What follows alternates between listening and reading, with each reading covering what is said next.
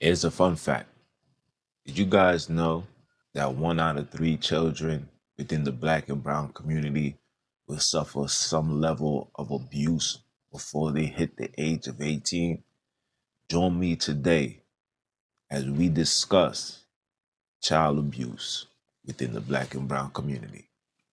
Holla at your boy. We are live. We are live. We are live.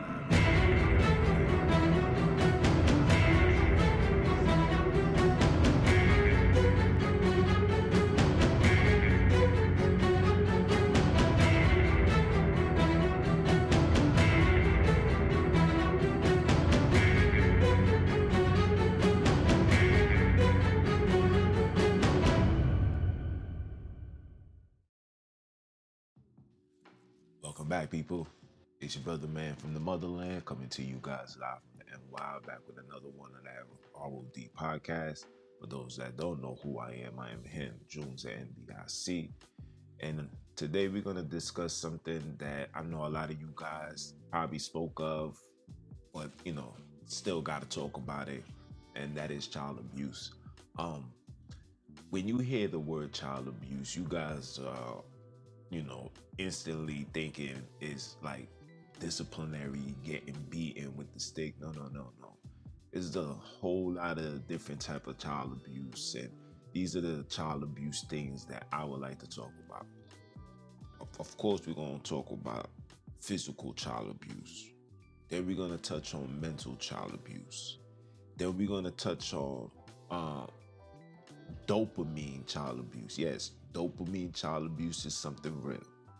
Okay, and then we're gonna see how can we create solutions to prevent such actions. Oh, and not to mention, um, you know, SA abuse.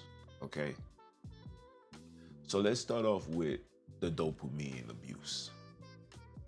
Now, some of you guys never thought of this being an issue, but it's an issue, and the issue is caregivers, mothers, fathers, uncles, aunties, grandmas, grandpas is catering too much to children to the point where children are now learning how to be developed accordingly to make a transition from a child to an adult.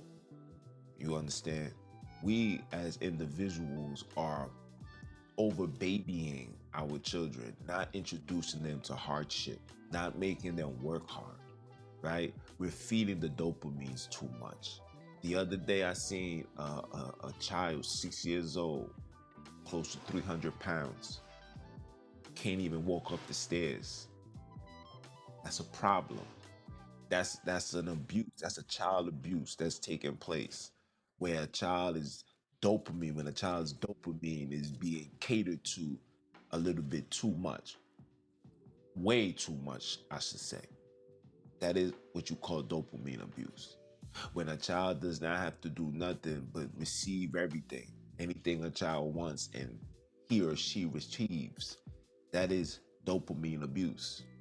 That is unhealthy for a child long term. You're not teaching your child to work and work hard and put their foot towards achieving greatness, because if you're handed things to you, you're gonna be like a spoiled brat. And this is what you're seeing within the black and brown community, where children are not athletic as they used to be, not fit, don't have the stamina, the endurance, don't know the little things like putting on a tie, cleaning up a house, cleaning up their room, washing dishes, doing laundry. A lot of these things are becoming obsolete within the community is because parents are too busy catering to the dopamine of the child. That is an issue.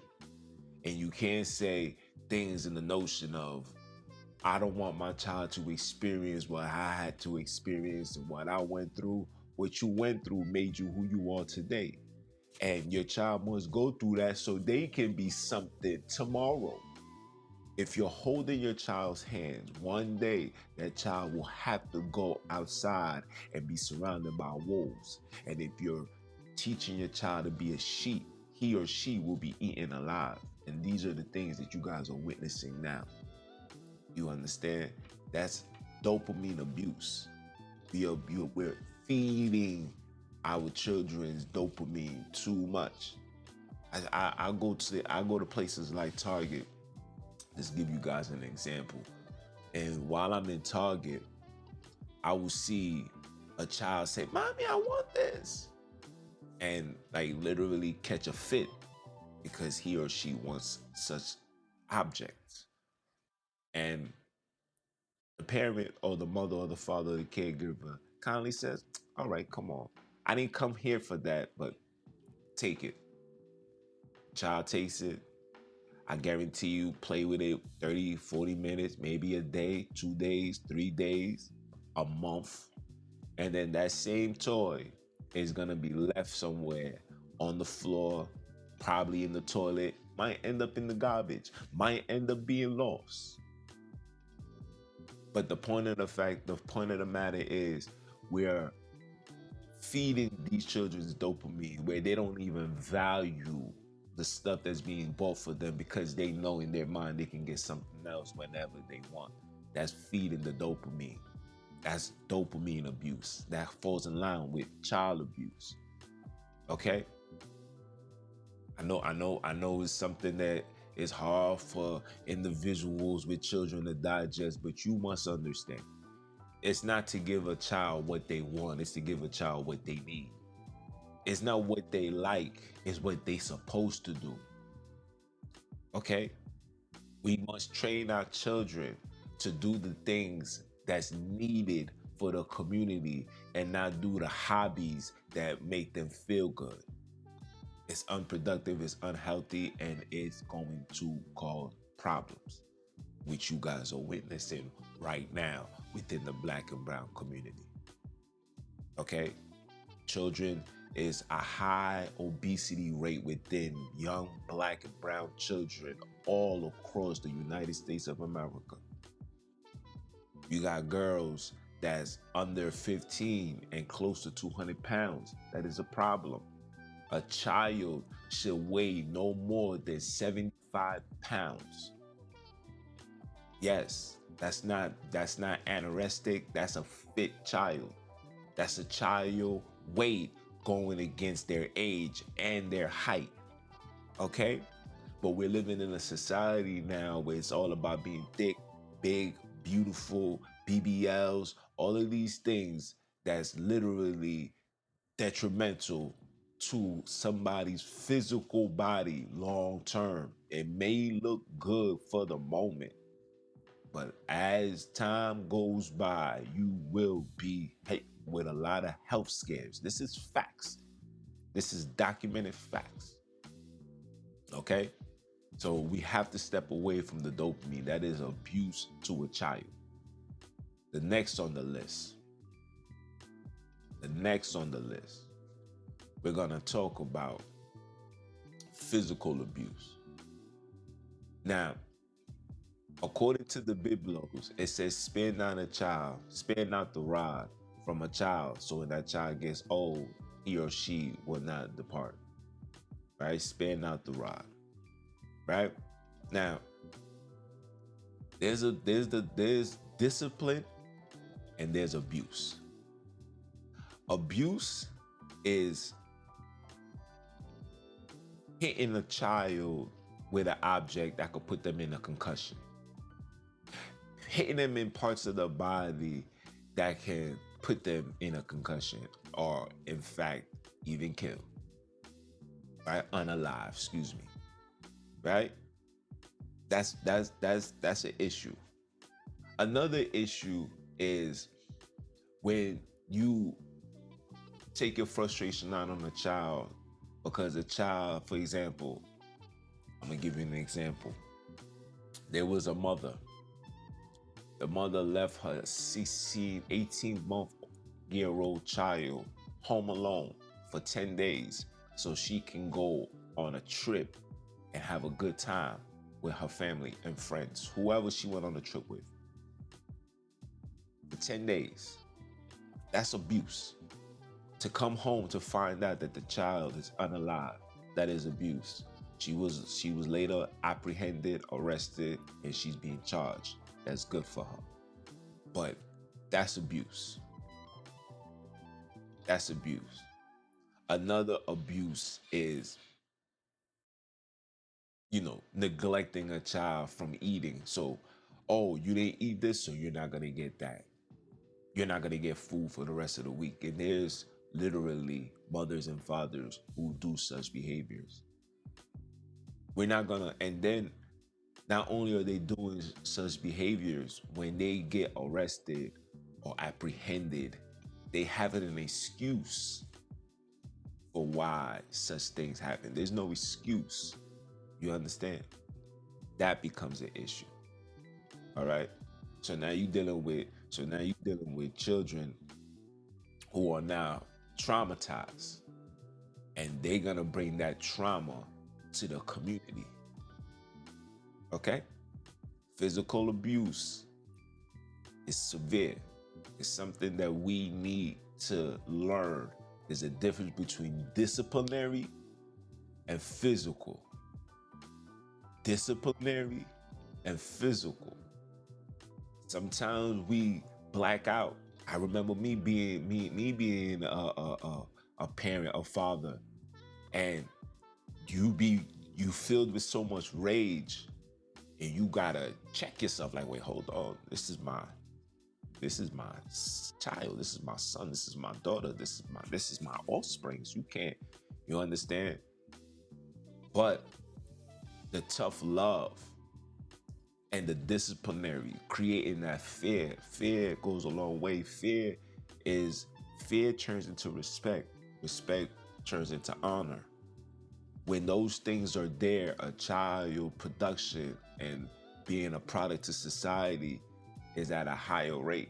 When that is not there, when there's no order, when there's no disciplinary, when there's no cause and reactions to the things that he or she do, children become self-entitled renegades, rebels, because it's like, nobody told me nothing then, you can't tell me nothing now. Now, when nobody showed me how to do things then, you can't show me something now. Unless, and if you do show me something, it has to be beneficial for me. I gotta feel good. My dopamine gotta get fed. You see how these things go hand in hand? This is abuse. You understand? It's abuse. There's no way around that. That's abuse. You feel me? Um, there's something else I wanted to touch on. Yeah, and also the verbal abuse. Okay, verbal abuse, saying things to a child like, "Oh, I wish you was never born," or "I'm mad that I had you," and this. Like, that's not something you tell a child. Child don't forget nothing. A child will never forget certain things that you say. Now, if you say things out of frustration, a child will know that. But when you say serious things like, I wish you was never born. Why did I have you?" I like that right there. That causes a child to fall into a space of depression, have self-hate, could do things like want to unalive themselves, want to participate in the streets, do heinous activities, take drugs to feel that dopamine. You understand? These are issues, you know? Verbal abuse, and some of us, especially coming from Caribbean backgrounds, they don't feel like the things that they're saying is abusive because, yes, back in the days we was raised to be tougher, but that's not today's society. That's not today's surroundings. The atmosphere is different, right? Which a child is not able to be tough skinned because a child is in a society where having tough skin is becoming obsolete. You have to be soft. You have to be subtle. You have to be calm. You have to be emotional, right? We're promoting, telling our children that it's okay to cry. I'm speaking for the boys. We're teaching our children these things. When me growing up, it was forbidden. You could not be outside in the street shedding no tear. Couldn't. I don't care what's going on. Even at funerals, we didn't cry. You understand? I'm just telling you what it is. Even at funerals, we didn't cry. But at the same token, these are the things that's going on. And how you talk to your child is going to manifest, and it's going to either put a pause in the development of that child's cognitive mind. And when that pause is there, when it goes back to turning on, it's gonna cause a problem because that pause prevented it from receiving information that comes to us daily, hourly, every second, every minute. That's abuse. That is abuse. And let me jump back just a little bit. I wanted to touch on the dopamine abuse. Having your child on the phone 24 hours, 7 days a week, that's also dopamine. That's also an abuse because you're preventing your child to let their brain grow and expand. You're training your child to be a cyborg, right? Meaning they can't function when on a machine. That's the problem. And I know that this is the route that society is going to, but it's not suited for us as human beings. We are athletic. We are physical bodies. We must be engaged into physical activities. That's what's going to keep our longevity. That's what's going to keep our purity. That's what's going to keep our sanity. That's what's going to keep us, striving for greatness. We are physical beings. You cannot allow your child to be subject to a device for OD hours. I'm a victim behind it. My loved one's a victim behind it. Like I said, this is the new norm of society, but we have to combat this because the children are being affected.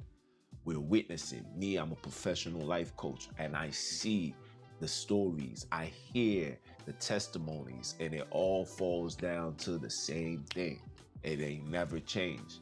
And people don't know the cause of the problem. See, for me, as a life coach, my job is to figure out the root of the problem. Once we figure out the root of the problem, then we proceed to go outside and create obstacles and objects and solutions to this problem. But until that root is found and figured out, there's not amount of coaching that I can do to help fix the problem, right? And having our children exposed to these devices is a problem. Okay? Let's talk about the essay.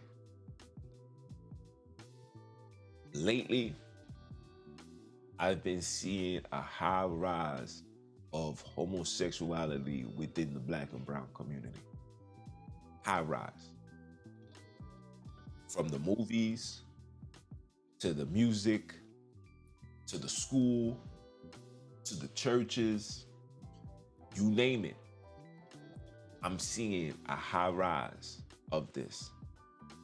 And like I said just seconds ago, the root of the problem. Now, I'm not the person to tell you that people are born this way. That is a lie. Let's just call it what it is. That is a lie. Okay? When a child starts showing these type of attributes, these characteristics, the opposite gender characteristics, it's a high possibility that their child was touched or introduced to such activity. Okay? Every single person that I've spoken to that went into that same sex type of relationship, they always tell me, oh yeah, my cousin did something to me when I was such and such, or my uncle, or even my brother. Like, yeah, you understand? So when I hear that, it's just a clear indication like, oh, this is an abuse. This child was abused, and this child was unable to express themselves because of fear of, punishment. Um, Sometimes they will not be able to get no money no more because these people used to pay these children. I'm gonna give you a couple thousand, I'm gonna give you a couple dollars here, buy some sneakers, buy some clothes. And you see the ones that's very, very shaky, the zesty behavior. You see them, they're always wearing the top of the line, the top of the line designers, right? Brand new sneakers, always on fleek. But you like, damn, where you getting this money from? Your mom's just living like trash. You living in the projects. Where did this is coming from? And sometimes these things is coming from the people that's abusing them, man. This is facts. And there's people, I know people that went through that. You understand? This is for real. This is a major issue. And when you look and you see the high rise of it within the community, you have to ask yourself, like, what the heck is going on within the Black community? And what's going on is there's secret beings. That's what I'm gonna call them. Agents of the devil that's running rapid within your community. That's why for me, I don't let my children spend the night at nobody's house. If my children is not with their family, with their moms, you know what I'm saying? Or their grandmother, they're not, we're not doing that. Why? Because I know the I know what's out there. And I know that there's a high possibility that something may happen. Remember when we was growing up, we used to have the slumber parties, and everybody comes into a friend's house and everybody's laid out in the living room, sleeping on the floor, got their air beds and all that good stuff. I remember those days. Those days is over. Why? Because of today's society and how children are being brought up, and it's a very alarming, scary thing, right? And you're not gonna know. You're not gonna know until one day your child just come out and just say, "Yo, Dad, I'm a fish," and then it's like, "What?" And then by the time you try to find out what's the cause of it, the person that did the nonsense is probably dead, in jail, moved completely out of the face of the earth. You know what I'm saying? It's crazy, but these things do occur and they happen. And we as individuals must understand that these things is for real, right? That's why it's always important to check in with your child. You understand? Individuals are lurking, they lurking. And like I tell mothers and fathers all the time, cover your child up. Teach them the do's and the no's, the do's and the don'ts, excuse me. Meaning, I'm gonna give you an example. If a child is in school, a teacher is not supposed to do nothing besides giving you a fist pump. A teacher rubs your back, touch your thighs, touch your leg, touch any parts of your body, you let me know so I can address that right then and there. And my addressing is gonna be a toss of a salad, if you know what I mean. You understand? Because it's a high level of professionalism must be displayed when dealing with children. I've dealt with children, I dealt with ACS cases, I dealt with all of that. And not one time can you see me hugging or nothing, you know? I give Sometimes I don't even give a dap, you know? It's what's up, my guy? You good? You straight? All right, cool. Why? Because you don't wanna, for one, you don't wanna trigger nothing. For two, you don't want no allegations. And for three, you don't want a child, especially in those circumstances, to feel some type of way. You understand? Like little things like that is triggering to children. Children that got touched, things trigger them. Noise, big men, skinny men, tall men, short men, whatever caused that trauma can trigger these children. And when you work with these type of high risk children, you gotta be you literally walking on eggshells because you don't want to trigger nothing. You don't want an episode, right? And when a child is in an episode, to calm that episode down, they're giving them some level of drugs to feed the dopamine. You see, all that ties in together. I'm telling you. You understand? And for me, just being in the position that I'm in, just being a father, I don't want that. you know. So I keep it professional at all times. So I teach my children that, hey, even my son when he's playing basketball, yo, all that tapping on the behind, we ain't playing those type of games. You give me a pump, you give me an elbow, give me something. You know what I'm saying? Give me a high five. Let's go back to the normalcy of men around men. Such behaviors is unacceptable. And he knows that. He'd be like, yo, nah, I don't do that. You know? And that's what you gotta teach the children. Okay? So in conclusion, child abuse is real. We must challenge certain things, right? We must challenge certain things. We must challenge these things. We must challenge the dopamine. We must challenge the the exposure to these devices. We must challenge and be able to confront individuals that's touching children, of course. And then we gotta challenge ourselves. We gotta challenge ourselves to be better caregivers, mothers, fathers, uncles, aunties, grandmas, and grandpas. We got to challenge ourselves. We got to correct our wordings. We got to think before we speak. We got to put our child's feelings into consideration because once upon a time we was a child and there was things that our mother or father said to us that we didn't like. And when they said that, we felt some type of way, but we held it in because we was children. But now we are adults, okay? We must know how to talk to our child without having them to feel ashamed of themselves. Okay, we must know how to do that. We must teach our child hard love, not hard love in a disrespectful manner, but hard love. They gotta learn how to cook. They gotta learn how to clean. They gotta learn how to fight. They gotta learn how to wash clothes, laundry, and stuff like that. They gotta learn these things.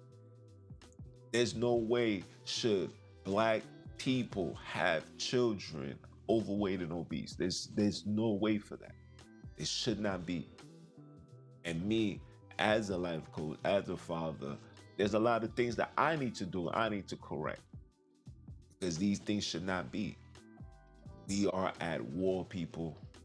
And I know this is gonna get off topic, but we are at war.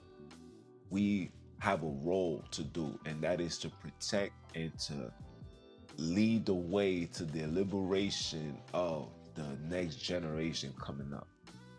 The fight never stops. Freedom is the only fight. Separation is the only fight. There's no money, there's no house, there's no fame, there's nothing in the world that's more important than that. Okay? We want freedom. Let me hear you guys say it. We want freedom. We don't want the kumbayas and all that. We want freedom. We want to be left alone. We want to be set free. We want to be with our own. We want to just be we. Okay? So, with that being said, I hope you guys liked this broadcast, like this podcast. Of course, like, share, comment, subscribe, join the membership. I am doing live coaching for subscribed members. The joining the membership is literally like $2.99 a month or $5.99, whichever you can afford. All things is grateful. I'm doing this for you guys. I will be having life coach sessions with anybody that's within the membership. If you need some level of conversation, solutions, we talk about it all. We address it all. It doesn't matter. It doesn't matter. Finance, physical, spiritual, mental, emotional. My job as a coach is to guide you to ensure that you play this game of life accordingly. Okay? So be on the lookout. I will be giving you guys a preview real soon of my life coaching techniques. Okay? And again, continue supporting, share this with your loved ones, meditate on this. This will be up and running for you guys in the AM. You okay? And shout out to all my supporters. Shout out to all the subscribers. Shout out to my friends and my family, all those that's been rocking with me from the very beginning. Shout out to you. You know what I'm saying? But With that being said, it's your brother man from the motherland. Came to you guys live. Okay. For those that don't know who I am him, Junes, the NBIC. You heard? And bro, if this is your first time, I hope it's not your last time. If it's your second, third, fourth, fifth, sixth time, that means I'm still on your mind. That means we still on that grind. That means it's about that time. Time for what? Time for you to go get yours because I'm out to get mine. You understand? It's your brother, man. Oh, and remember, you must free your mind. You're going to get left behind. You understand? I'ma holler at y'all.